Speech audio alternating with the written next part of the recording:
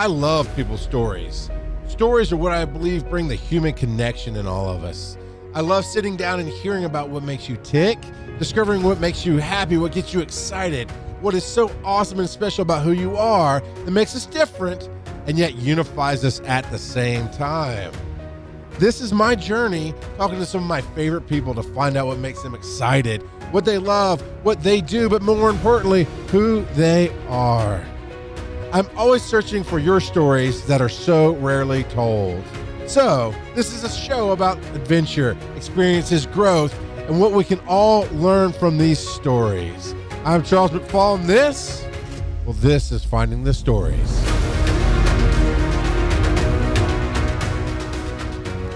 Hey, Charles McFall here with Finding the Stories. I am the host of Finding the Stories and One EMS, which is my charity.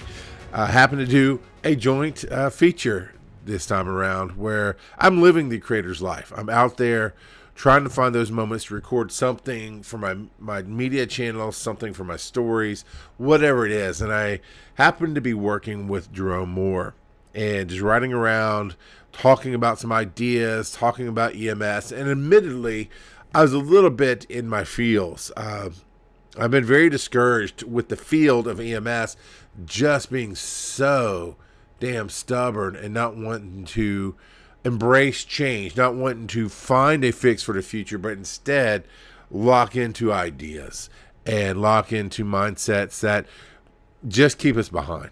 And that's my feelings. Facts will come later, right? That's something debatable, right? We can debate facts. All that being said, here's a quick moment that I had about 40 minutes or so where we happened to be in Jerome's truck. He has an ambulance that he uses for his company, Minuteman EMS and CPR training. And it's a great little advertising tool. And so I had my microphones on me. And I'm like, hey, let's record something. So we sat in the parking lot and we talked about the history of EMS a little bit and really our heart for teaching and change and what we may have lost. So hopefully you get something out of it like I did.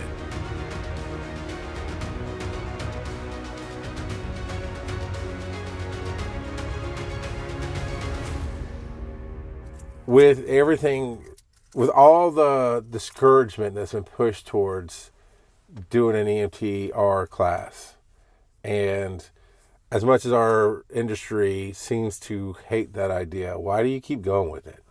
Well, I think it's important that the emergency medical responder class is established and continue to grow and become strong because so many professional careers, you don't have the opportunity to tip your toe into the water to see if it's really going to suit you or not.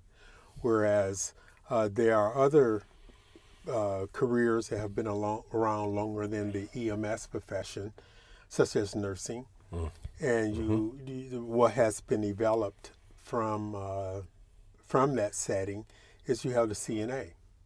You're right, the MA and the CNA. And, exactly, yep. The build up to going into nursing. So they have like different stop points where they can say, okay, this is for me, let me go further, or let me stop here and back. It's not for me. It's not wasted time because the information that they're going to learn in the EMR program, they're going to be able to use for the rest of their life. And they're going to be able to save lives. And at the same time, you have so many students, because right now I think it's 1/3 of America that currently do not believe that college education is important. And with that being the case, there are so many students who are lost because during our time that we were in school and about to graduate, everyone was talking about going to college, doing this, doing that. Okay, of course we went to college. We both have degrees. But however, there are so many students who that choice is being smothered because of the talk about not going to school. Well, it's not just the talk. It's the cost of it. It's that education became a business. And my degree, I would always argue, I learned stuff through the process, but the degree itself hasn't done squat for me. Okay. And I haven't really used it. Okay, I was in business management and I ran a business for 5 years, but I cannot say I used any principles I learned directly from that class. So I think a lot of it too is you go to school. There was a statistic published, probably 15 years ago now when I heard it, from UGA that did a study that said less than 48% of the graduates actually work in the field that they got a degree in. Correct. But one of the things that I found that schooling does for someone is this. The ability to stick to something is what a lot of jobs, professional careers are built on. And many students start school and then they drop out of school. They don't stick to it.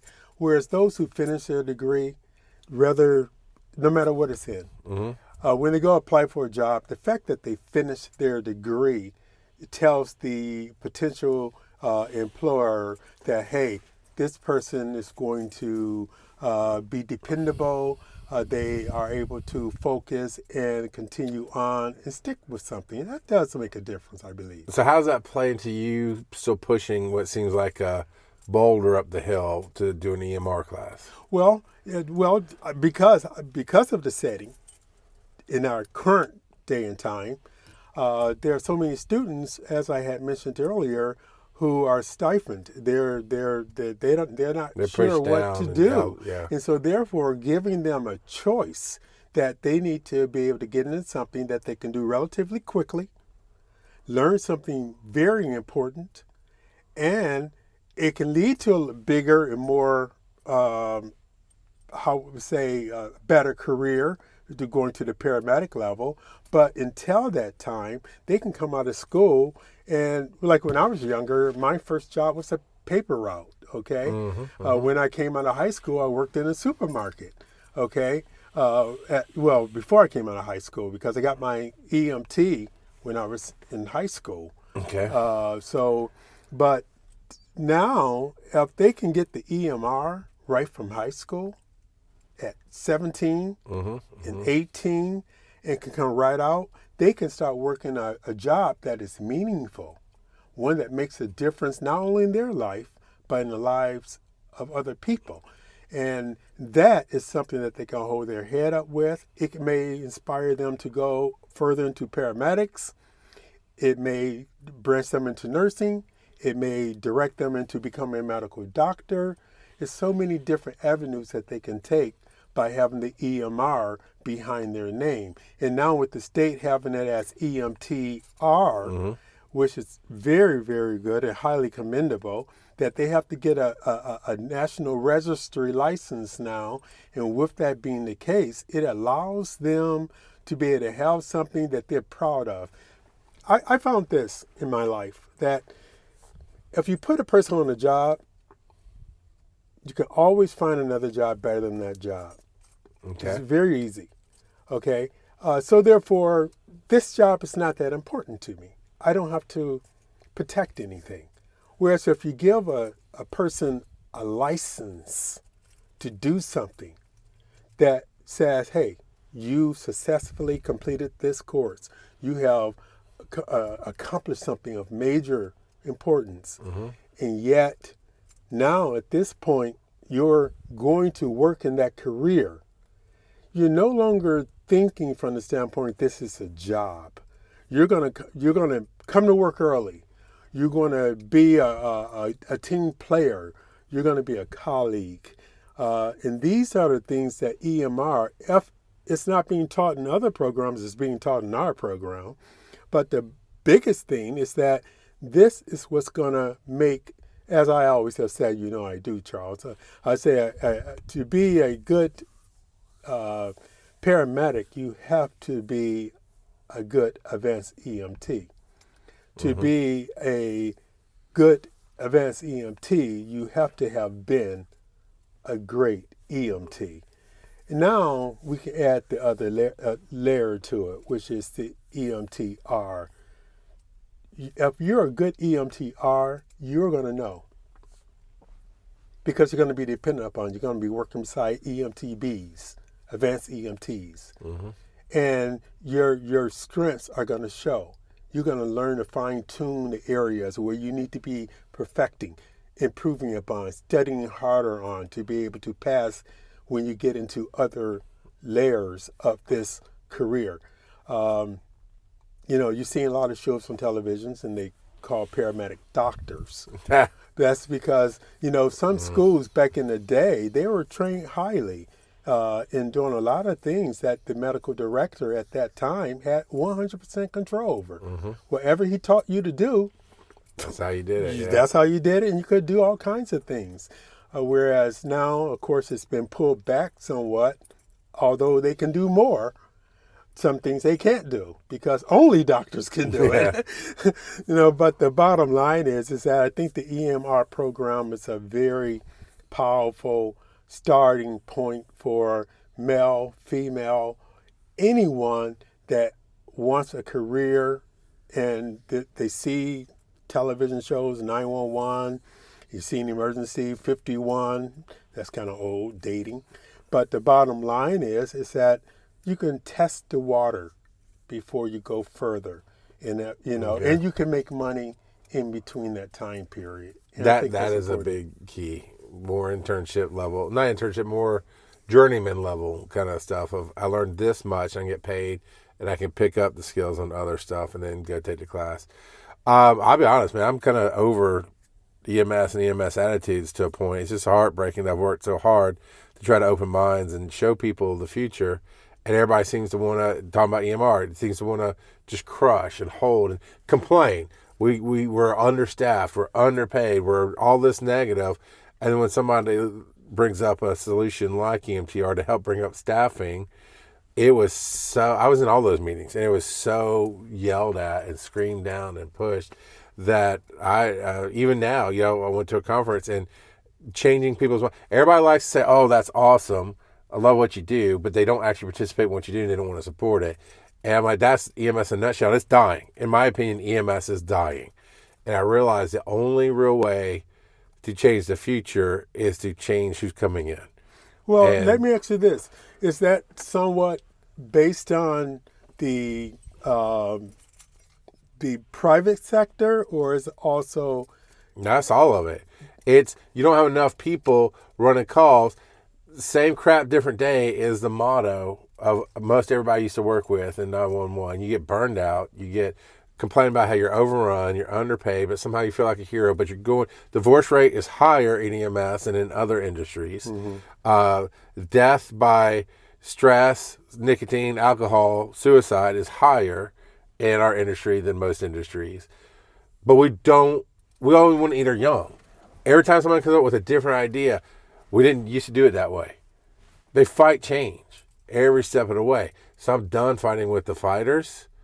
And if we teach people, like every time I take an opportunity to teach, I always work in real life stuff, like life balance, like knowing your spouse, knowing this, trust yourself as a human, because we teach skills all the time, and we have a lot of bad humans doing this job, honestly.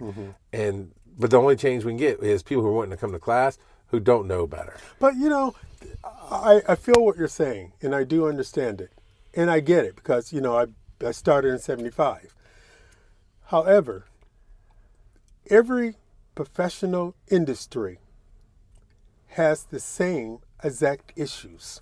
There's not a difference. I know a couple of doctors who went completely through medical school, MDs, and walked out and became florists. Who walked away, became changed from medicine of people and became veterinarians. Sure. Okay. Because the industry is just that way in the healthcare arena. When you bring something like the COVID in, where you don't have enough healthcare professionals as it is, and then you triple the amount of patients that is going to be coming to the ones that are there and stick to it. Yes, money is not all what it stacks up to be. There is a place where we have to find within ourselves that we know that what we're doing matters. And that's an important word.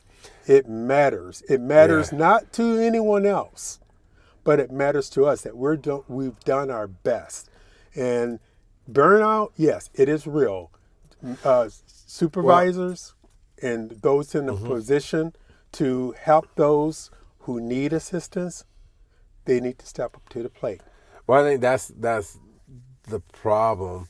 People, one of the issues I see is people want to be heroes, and they're not putting food on their table, and they're working 3 jobs, and their wife's working a job, or their husband's working a job, or whatever else, and then they don't understand the balance of, there is a healthy balance in saying no. Hey, will you work this 5th shift in a row? No. Then our supervisors, our companies give guilt and push. Well, we're paying you. There's no balance in healthcare. There's no balance in, I'll just speak for EMS. It's, you get beat up through school, and then you get out and you get in the test, and then you get treated like you know nothing, and you get beat up in a lot of places. You get thrown to the sharks, right? You get put on a truck, and immediately you're figuring things out without any real hand-holding education. And if you survive all that, which a lot of people do, now you're kind of jaded, or you're fearful. I worked with a medic that as soon as they didn't understand something, because there's so much new in what we do. Everyday life is something, I don't remember them talking about that in class, or I've done this for almost 30 years, and there's every once in a while I go, hey, I've never done that before. That was a new one. Mm-hmm. And it's like, it's new. I can't adjust to that. I don't want to lose my license. Let me just tell you, you've been around in this field longer than I have. I can count on a fist, being no fingers, how many people I've known have lost their license in this industry. Right. But I can count on, I need paper to write down all the numbers of people who should have lost their license. Right. It's this fear mentality, so we're fearful, and it's always an us against them. I worked hard in the company that I built to say we are one. We are together. We're humans. Let me treat you like a human. You treat me like a human. But in most cases, it seems like in EMS, 911, private or otherwise, hospital-based, whatever, it's a faceless them. They don't know us.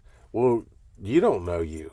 I mean, if you want to come in and you're complaining about running 8 calls in 12 hours on a private ambulance where you got a 4-hour nap during the day, you're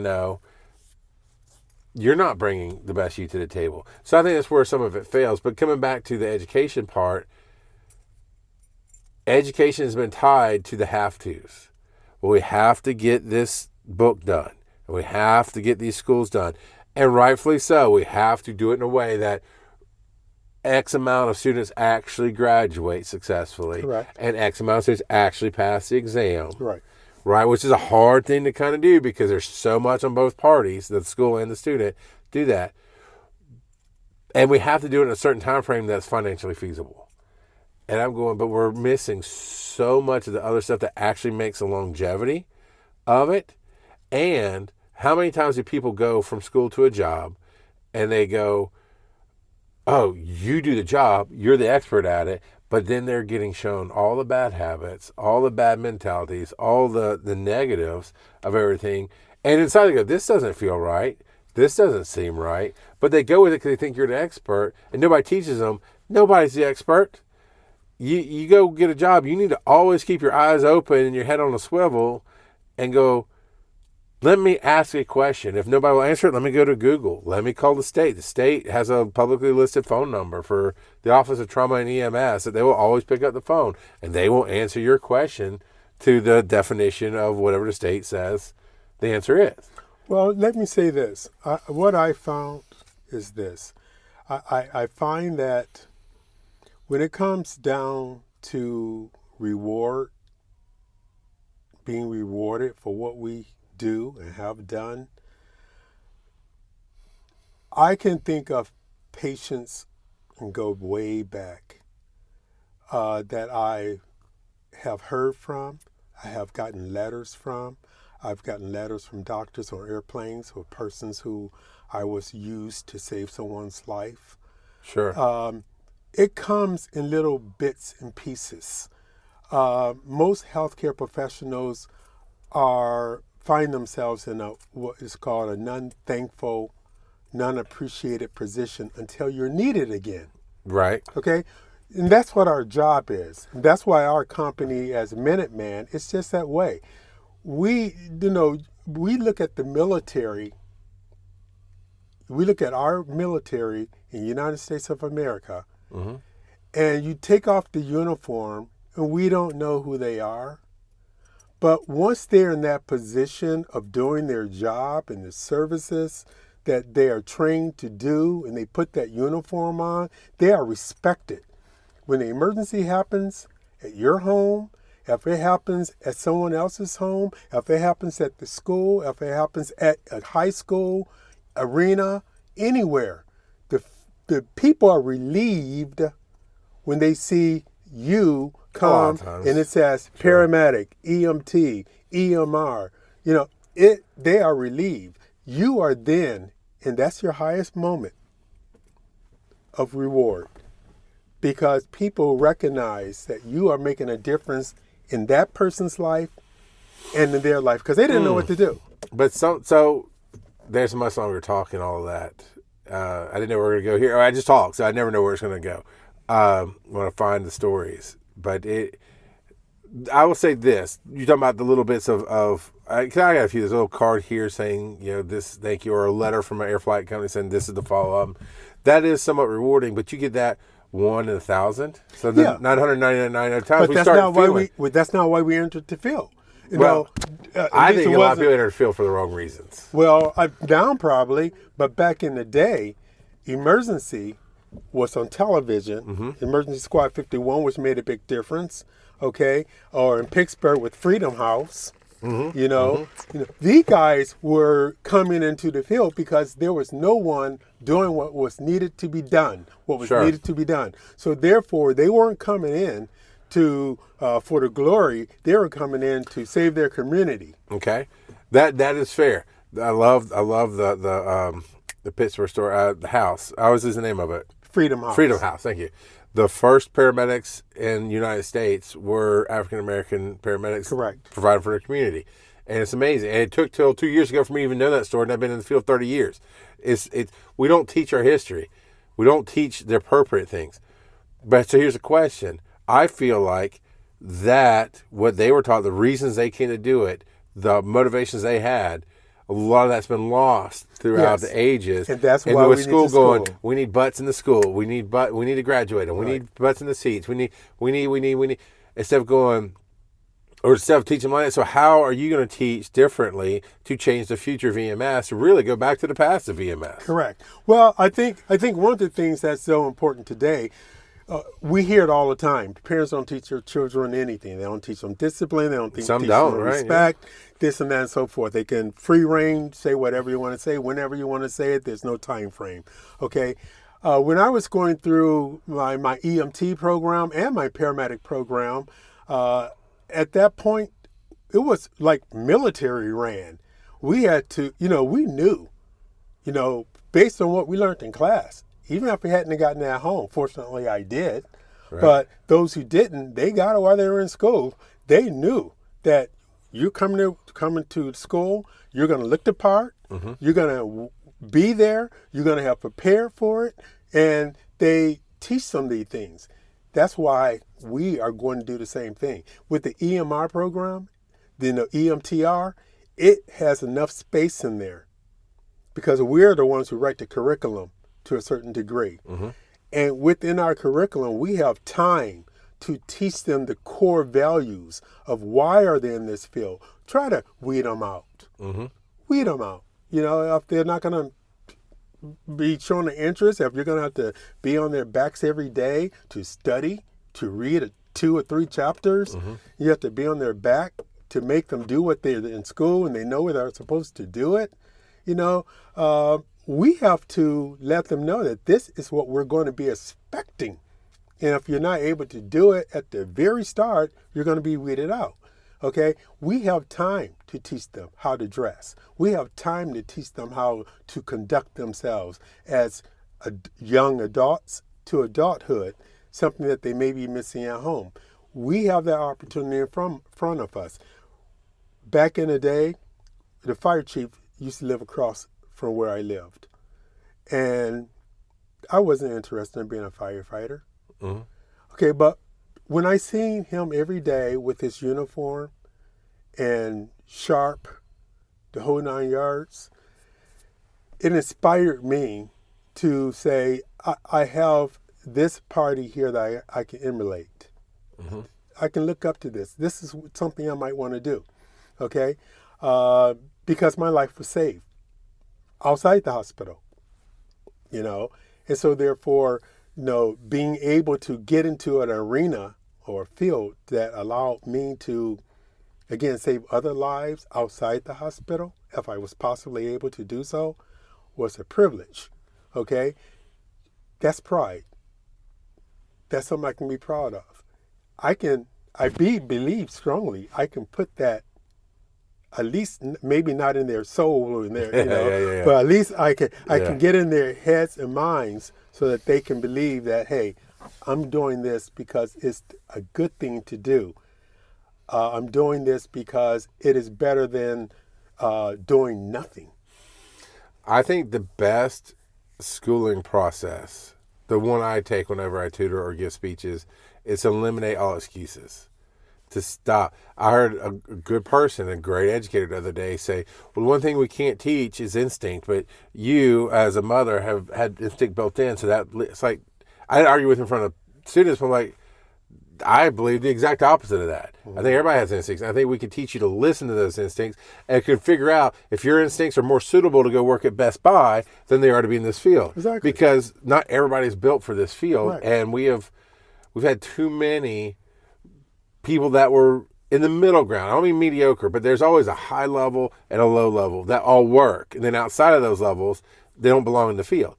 And there's so many people in the middle to low level of they can do the job, they're meant to do this, but they get told that they're wrong. They get never shown the way, never get put in a spot that fits them, that we run them out. And then we go, where are they? Well, this generation doesn't want to work. Nobody has the work ethic. Nobody wants to show up. I'm like, let me look at your life for 5 minutes, old timer, because I could break down how you come in and you get your coffee and you don't even wear your uniform. You come in a t-shirt and sandals, and that's the example you're expecting. And then you expect them to do 10 times more than you're showing. See, and I'm not that way. Yeah, no, I'm. Yeah. And so with that being the case, this is where it really starts at the school. It really does. It starts at the school. First, with any school, you have to decide after your interview with the potential student who want to come to your program, do they have a good chance of passing? You're not going to judge them now. Don't do that. Okay? But you're going to ask the questions that's going to give you definitive information as to whether or not this person has the possibility of being a national registered EMT-R, EMT-B, advanced EMT, or paramedic. It starts with you. It's like a doctor that a woman that's pregnant and the doctor recognized at the early stages that, ma'am, your child is going to have these defects. Hey, can you deal with that? Yeah. I mean, you just have to adjust life sometimes, and it is different. But I've also found, when you make a way for somebody, right? There's two that come to mind. I never call names on anything. It's not important to the story, but there's two students I worked really a lot with and put in energy with them and said, all right, I'll meet you where you are. If you put in the effort, I will put in the effort. You will pass, but I don't think this is for you. And both times, they both put in the effort. They both fought themselves and everything else and all the stuff to overcome. And they both graduated. They both got their numbers. Neither one of them are working in the field. Why? Because you don't want to fight every day against yourself. They can do the job. They got the knowledge. They have the skills. And yet, they don't work in the field because it wasn't for them. And I was happy with that because I told them up front, this isn't for you. Because it's not about whether you can or can't. Sometimes it's about where you fit. And ultimately, if it's the right place for you, because I hate the phrase. I do hate the phrase, you're special. You must be born for that job. Everybody's born for the job they do. That's they find it resonates with it. That clicks. Tell me to teach a class of kindergartners and I will disappear from the face of this earth. That is not for, I love my kids. I love them when they're in kindergarten. I am not teaching a class of kindergartners. I'm not going to go work in an institutional system like a school system ever for any reason. It goes against every fiber of my being. It's not my fit. You are special if you fit into that because it's your fit. I was born to help others be awesome. And that came naturally through medicine for many, many years. It doesn't make me fulfilled or otherwise in the methods that I do it. The fulfillment comes that I'm doing the core value, which is helping somebody. Okay, I've been in and out of medicine off and on, actively. I've been in and out of teaching off and on. You have too. And at the same time, so the ultimate answer is try things. I think EMR is great for a couple of reasons. One, it is that I've taught a bunch of those classes. I've hired those people. And I've seen some people go, oh, this is the job for me. My favorite story is a cool little bartender that came to my first class that I taught. And she thought it sounded cool. And somebody talked her into doing it. And she did really well with it. And she worked for me for a long time, did really well. She went on to EMT school because it was just how she found this works for me. You know, that works all day long. Then I found people who thought it was a fun idea, but how you do everything is how you do anything, or vice versa. How you do anything is how you do everything. And everything in their life was an excuse. Everything was, and they wasted so much time and energy chasing different things that they thought they were supposed to do. And I guess that's the biggest difference. We've kind of gone wildly on the topic there, but I think we've hit on some good cuttable subjects of when you're going to, let's end with this one. When you're talking about asking questions and weeding people out, what are you looking for the people that you want to teach, that you want to give your time, energy, and help to? I want to know why they want to venture in a direction towards EMS. Is it an event that happened in their life? Is it something that they've seen on television? Is it something that they think is easy? Do they actually know what an EMTR is? Do they know what an EMT-B is? Do they know what an advanced EMT does? Do they know what a paramedic is? I think these are the questions that I will ask and do ask every student, because you'll find that they have different reasons, and many of them that are straight A arrows, should we say, those who are going to fit the cookie cutter to make it in this career, they have similar answers. They give out certain vibes that are similar, and we, you know, and that's good because you're a team. When you come into EMS, fire, and things like that, you are a team. You think differently, but you somewhat think on the same path. You know, you have a unified goal of achieving this specific type of help for that specific type of person. Correct. Exactly. You know, and one of the things too, when I going back to what you're saying earlier about the pay and things like that, that's our fault. Yeah, 100%. It's our fault. No, when you ask someone which one is higher, the EMT or the B or the paramedic, and everyone thinks the EMT is the paramedic. Although you can drop the EMT off the paramedic and just go strictly on paramedic, people do not understand. You know, they try to compare our field to nursing.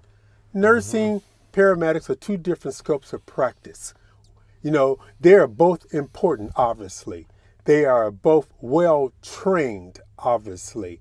But people only recognize the nurse's name because the nurses have a very powerful group that backs them. A big union. A big union, exactly. And that is what made the change. Firefighters, same thing, they have a union. Exactly. But you know, most of your firefighters are at one level. They're at the EMT-B level. That was the lowest one. Okay, now you have the EMT-R level. Okay, so this says something. What does it say? It say, hey, I don't want to be a paramedic. I want to be a firefighter. but I need to, by law, be an EMT-B. So yeah, that's the reason most of them got it. Yeah, exactly. That's why they have it. Okay. Whereas the services such as Cleveland EMS, that has 3 services. They have the fire department, public safety, police department, public safety, and EMS, public safety. And yet you can put them in any order because they're all just as well as respected as the other. it's almost like a cardiologist versus a neurologist.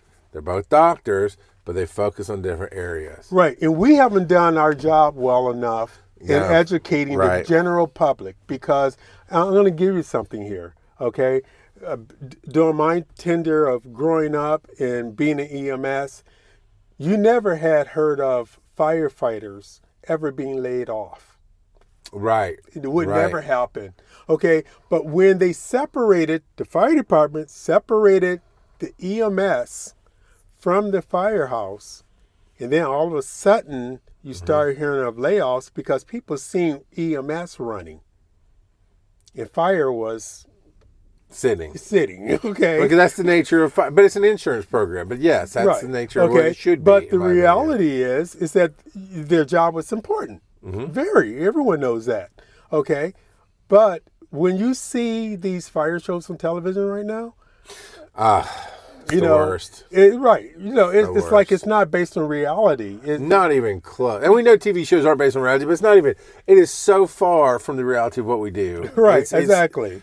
it is damaging our industry. But we're allowing it because we Yeah.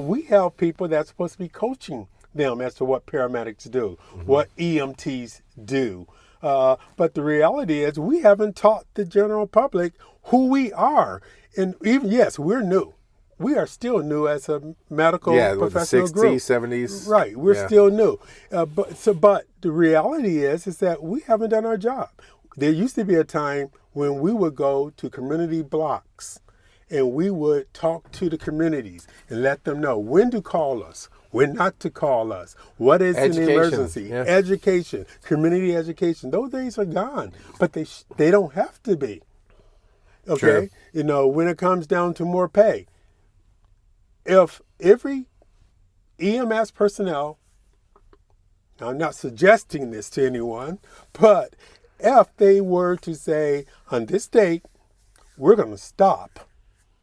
We're going to not go in, just like the nurses have done, just like doctors have done, just like CNAs have done. We're not going to come to work. Yeah. We're not working at all until you give us justifiable pay. We're not working. At least get the discussion started, and we mean meaningful discussion. Then you'll see his term. Remember, 5 years ago when the governor said something and he stopped the nurses from being able to give injections here in Georgia? Kind of. It was brief because that backfired real fast. It backfired real quick, okay? Yeah. And so it shows the power of people. Okay, our industry is a powerful industry. The power of people when they come together for the same goal. For the same goal. And in this particular situation, we do have to do education. I think the world would fight on our side if they understood it is different. Go anywhere, ever. Unless somebody has a family member that does the job, every answer is, oh, so you're on the fire truck. No, I don't work for a fire department. So you work with a hospital. No, I'm not a nurse. There's zero widespread concept of what EMT is and what pre-hospital care is. Exactly. And it's because the waters get muddied so much because fire departments don't want to lay off firefighters. They want that income. So now they put ambulances with them. And now you got firefighters doing jobs they didn't sign up to do. There you go. And instead of going, here's another opportunity. But that's a story for another day. There's a lot there. But that's where I agree with you. I think we need to be when we're educating. Okay, I'll say this. I think you'll like it. Every time somebody seriously has said to me, well, this generation doesn't have the same work ethic, I look at Dad and I go, when did you teach it to them? Well, their parents. I don't care about their parents. They came, they interviewed here. It is our job to tell everybody who works for us how we want them to work. It takes and a village. Teach them and show them. That's right. And when we just want to sit back and go, well, they should have come to us 100%. Nobody does that. Right. When I started this field, I wasn't that way. You weren't that way. Nobody I've ever talked to was ready to go. We all had stuff to learn. We had to, over years, sometimes learn skills, learn growth, learn maturity, and have somebody take us under their wing and say, or beat us up, which unfortunately is the negative side of that mentoring, and go, you're worth it, let me show you how, or you're worthless and you know you're not worthless, but you don't want to get punched anymore, so you get better. Mm-hmm. Either way, what we're going to do is this: wash our hands. Mm-hmm. Why? Just retire then. Get out of the field, because if you're not here to teach the people that's coming behind you how to do the job that you do, then why would you expect them to do the job that you do? Exactly. Doesn't make any sense. Right. Yeah. And you have to look at it this way too. We sometimes can blanketly cover a generation negatively without even looking at the positive. Okay, I'm going to change that. Every generation has absolutely done that to every other generation. That's true. From boomers to Gen X to all the, we got it as a Gen X. We got labeled Gen X because they're edgy. They don't want to do anything. Why? The theme song to Gen X was why. Why are we doing this? Why are we're curious? We're whatever. Millennials, Zennials, all that. Well, now it's what Gen Z doesn't. They don't know anything because we're not teaching them anything, or they don't want to work. They want us to pay them to work. Mm-hmm. Yeah, I actually appreciate that generational mindset. But yeah, every generation has gone, you're not as good as we were. But then they look behind them to the previous generations, go, you just saw a generation as crap. Mm-hmm. Can we not break the cycle? Right, exactly. Holy crap. Exactly. And it's conversations like this, and with people watching and hearing what we're saying, hopefully, are going to get the essence of what we're trying to say, and not read too deeply into it in a negative way. Because I don't expect everyone to agree with what I'm saying. Sure. I don't expect that. I may have misspoken in some areas, but don't harp on those areas. Harp on or speak of the things that are beneficial. Yeah. We as older people, and people in general, tend to hear what you say to have an argument about it versus hearing what you say to get the benefit of what you're saying, to exclude the negative that I don't agree with, but accept the things that, this is positive. Children do the same thing, but if you're telling them something that's going to, in advance of coming into an EMR program, if you let them know the weight of what they're coming into and they accept that responsibility, that's a powerful move. Choice. You're talking about giving them agency and choice in their lives. To choice. Yeah, 100%. So it's the Minuteman EMS CPR training.com. There's Minuteman EMS CPR at gmail.com. And here's a QR code. If you're watching on your phone, I don't know how you're going to scan it, but it's there. But there's Facebook and other things. Exactly. And, feel free to, if you know younger ones that are about to come out of school, high school, or someone who's out of high school already that needs a profession that they can go into and can make a difference in their life as well as other people, this is a good direction to go into, and I appreciate the opportunity talking to you, Charles. And I'm trying to do more like this. I'm finding the stories is my favorite project I've ever done, and I'm going to be doing more stories out there. And for the EMS portion of what I do, you can check out oneems.com, because that's really my heart of what that is educating people on what we are, and I'm only interested in how we can make it better.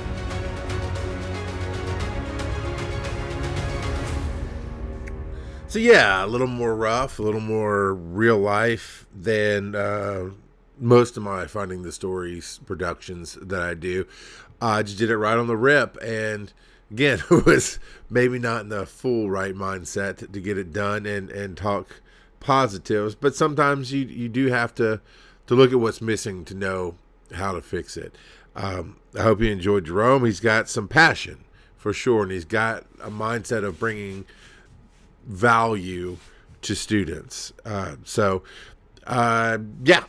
obviously, even this whole thing, even this ending, is kind of ripped on the fly. And hey, hey man, tell me where your stuff is. It'll be better. It's going to get more refined, but it is evolving. Finding the Stories is evolving and changing into more of a capture the moment type mentality alongside of scheduled interviews. So if you'd like to hear more of this, of course, find me at RGOP42 on Linktree. That's linktr.ee/RGOP42 for Rock Out of Podcasting. And 42 is the answer to life, the universe, and everything, baby.